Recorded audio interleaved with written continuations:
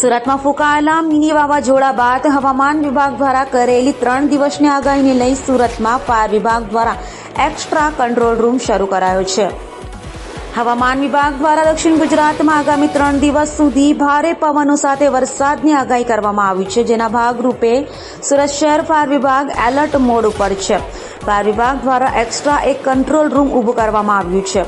Fire control room અધિકારી દીપલ સ્કપાલે કહ્યું કે તમામ કર્મચારીઓ એલર્ટ મોડ પર રાખી દેવામાં આવ્યા છે, જેથી કોઈ પણ કામગીરી હોય તો તાત્કાલિક કરી શકાય.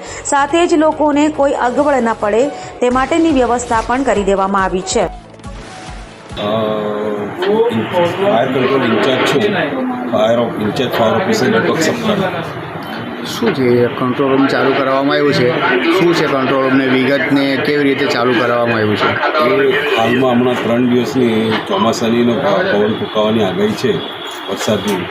એ આગાહીના હિસાબે ફાયર બ્રિગેડ તો તંત્ર એલર્ટ જ છે.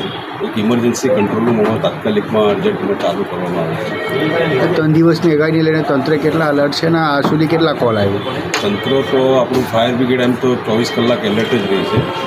આજ રોજ ગઈકાલ રાતથી લઈને અત્યાર સુધીમાં 17 જેવા ઝાડના 17 થી 18 કોલ જેવા ઝાડના કોલ મળે છે.